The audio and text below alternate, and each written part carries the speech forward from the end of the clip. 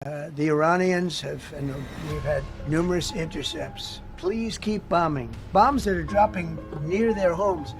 Please keep bombing. মার্কিন president Donald ট্রাম্পকে অভিশংসন ও ২৫তম সংশোধনীর আওতায় অবিলম্বে ক্ষমতা থেকে সরিয়ে দেওয়ার আহ্বান জানিয়েছে কৃষ্ণাঙ্গদের অধিকার আদায়ের ঐতিহ্যবাহী সংগঠন NAACP।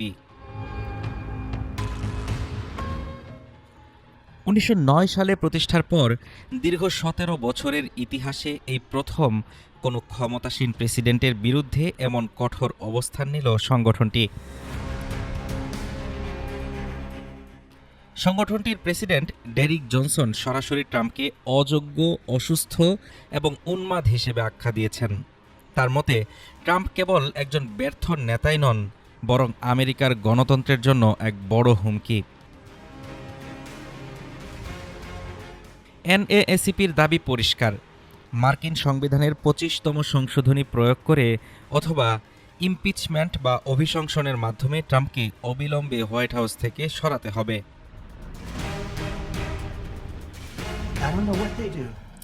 ট্রাম্পের উস্কানিমূলক আচরণে মার্কিন সমাজে যে অস্থিরতা তৈরি হয়েছে তা দমনে দ্রুত আইনি ব্যবস্থা নেওয়ার আহ্বান জানিয়েছে এই ঐতিহ্যবাহী সংগঠনটি।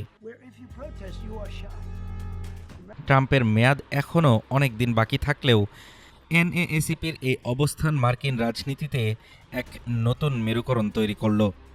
এখন দেখার বিষয় কংগ্রেস বা ক্যাবিনেট এই আহ্বানে কতটা সাড়া দেয়।